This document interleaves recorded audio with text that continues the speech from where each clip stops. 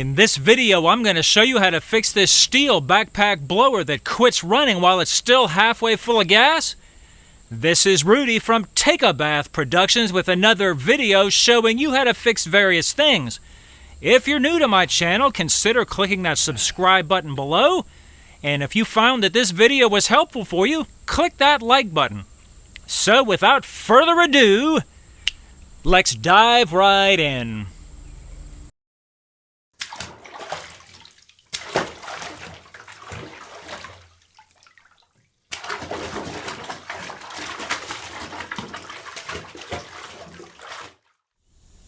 So the first thing you're going to want to do is take these covers off.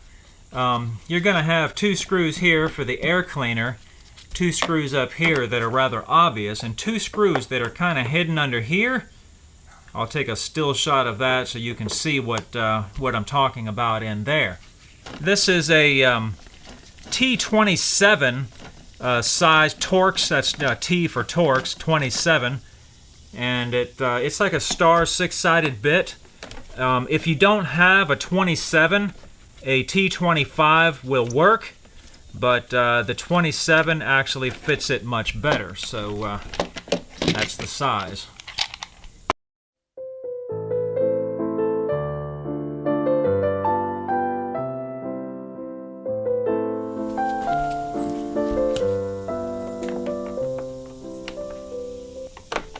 Yeah, I just wanted to give you an idea where these screws here between the gas tank and the motor were at. There's one here. Here's a picture of it. It might be a little bit blurry. The camera couldn't focus in there.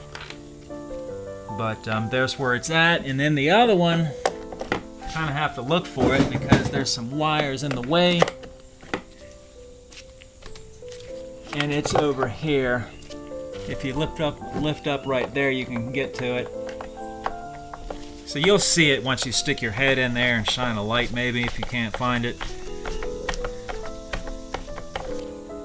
And you'll have to take off the starter pull cord.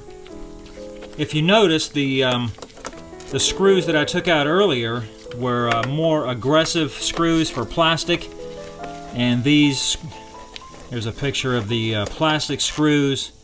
And these are machine screws, and these are like finer screws. And here's a close-up picture of those.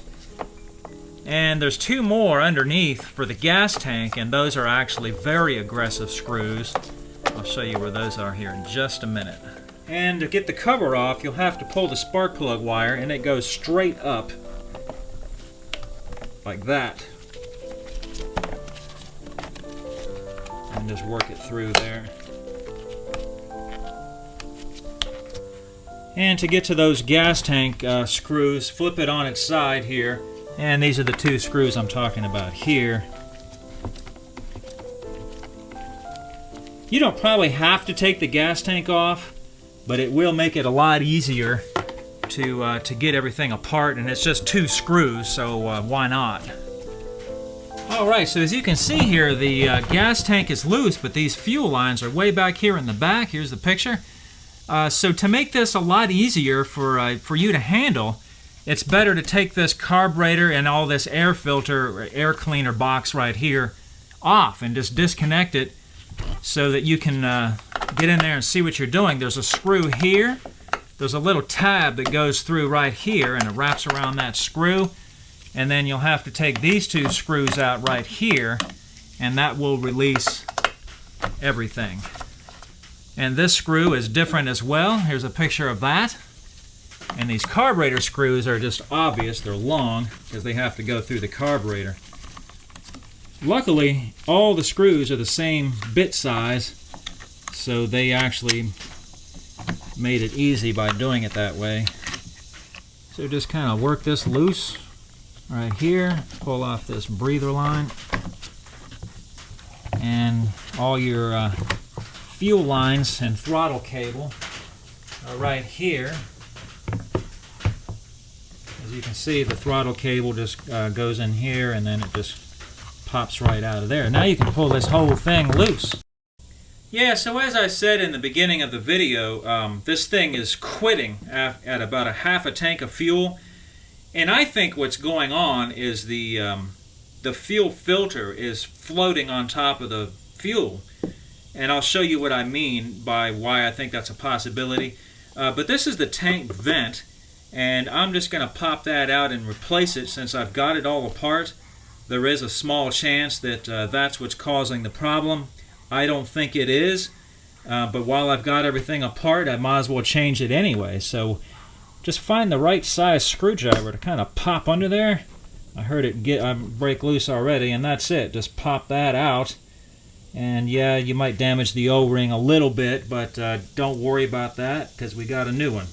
I would put just a tiny dab of oil on that O-ring. That will help it press down in there much easier. I'm going to use a socket. I'm using a 13mm socket right there and put it on top so that it kind of pushes it down evenly, and then just push it down, and there we go. She's in.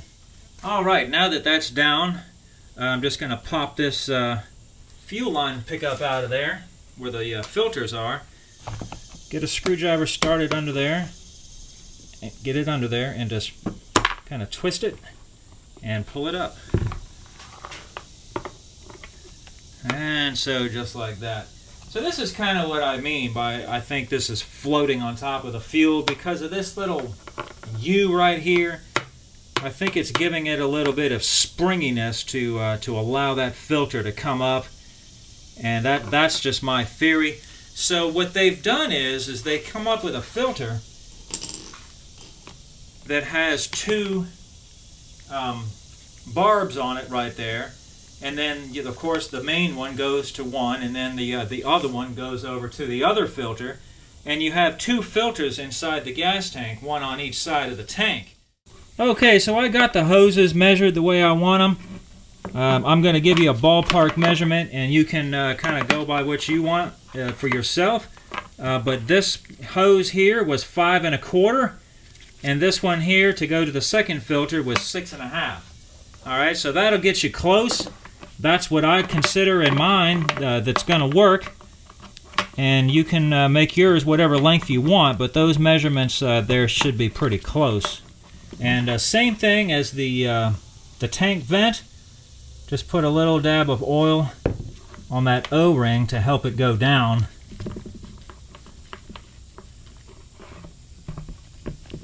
And just try to push it down as evenly as you can. I'm not going to be able to get a socket over this one unless I disturb those other fuel lines, which I don't think there's anything wrong with, so I'm going to leave them alone. And just push. There it went. And you can tell it's all the way down because this tab will be touching the surface of the tank. So you're just going to want to put everything back together the same way I took it apart. So I'm going to go kind of fast on this because you already saw how it comes apart.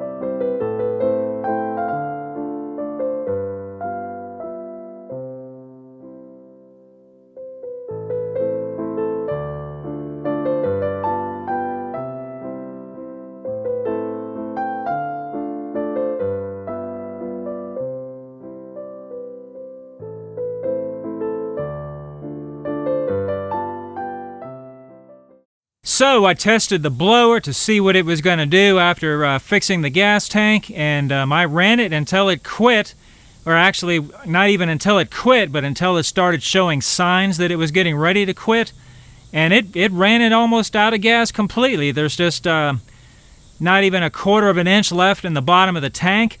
You know, I thought that with a setup like that, the air would just suck through whichever filter was exposed to the air, but it doesn't seem to do that. It works somehow. It doesn't suck air through the exposed filter. It ran all the way till the end. So there you have it. If your blower has got a problem like that, this might be the solution for you. All right, thanks for watching.